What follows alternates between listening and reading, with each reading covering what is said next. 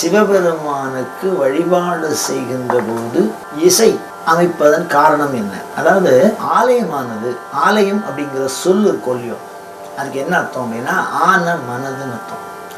லயம் அப்படின்னா ஒருமிக்கிறதுன்னு அர்த்தம். மனதை இறைவனை குறித்து புற நினைவுகள் அப்படிங்கிற அந்த நினைவுகளிலிருந்து நீக்கி இறைவனை குறித்து மட்டும் செலுத்துவதற்கு முயற்சி செய்கிறது ஆலயம். இறைவனை பற்றி மட்டுமே நினைக்க வேண்டும். அப்படி நினைக்கின்ற தன்மையை உங்களுக்குள் விதைக்கிறது ஆலயம். அப்படி விதைக்கிறதுக்கு ஒரு சில சாதனங்களை அது பயன்படுத்துகிறது. அப்ப இறைவனை குறித்து நாம் ஒருமிக்க வேண்டும் என்று சொன்னால் மெய் அப்படிங்கிறதுனால அந்த சரீரத்தில் இறைவனுடைய சிறு அடையாளங்களை தெரிப்பது, விபூதி, நாமம், குங்குமம், சந்தனம் அந்த மாதிரி பூசிக்கிறதுனால அந்த சாமியை இப்போ நமக்கு ஞாபகப்படுத்துகிற மாதிரி இருக்கும். அதை இயல்பாகவே ஏற்படுத்தியிருக்காரு பாருங்க. சாதாரணமாக ஒரு நாமத்தை போடுறோம், சாதாரணமாக ஒரு விபூதியை போடுறோம், சாதாரணமாக நெத்தியில் குங்குமம் வைக்கிறோம். ஆனால் அந்த குங்குமம் ஒரு சமய சின்னமாக, குங்குமமாக அம்பாள் கோயிலுக்கு போயிட்டு வந்துருக்கா, விபூதியா சிவனுக்கு அப்படின்னு அந்த சின்னமானது இறைவனை வலியுறுத்துகிறது. அடுத்தவர்கள் பார்க்கிற பொழுது இறை நினைவு வர வேண்டும், தனக்கு அது இறைத்தன்மையை ஊட்ட வேண்டும். அது மாதிரி ஒரு கோயிலுக்கு போகிறோம்னா சாம்பிராணி வாசனை அங்கே ஊதுவத்தி வாங்கி போகணும் அப்படின்னு சொல்லியிருக்கா, தூபம் காட்டணும். அப்போ இனிமையான ஒரு மனது, அந்த சாம்பிராணி வாசனைங்கிறது இதை கோயிலில் தான் போடுவாங்க, மற்ற இடங்களில் அதை போடுறது இல்லை.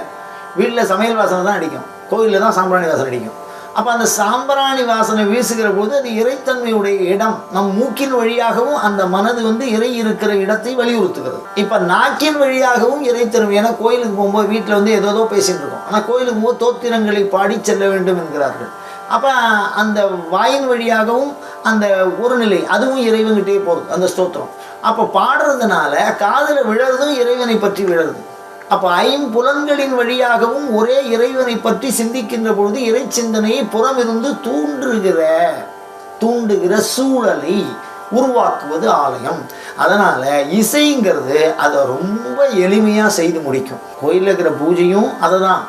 நீங்கள் கோயில் சார்ந்த எல்லா செயல்பாடுகளும் இந்த ஐம்புலன்களை வசப்படுத்தி இறை நினைவை உங்களுக்குள் பதிப்பது தான்.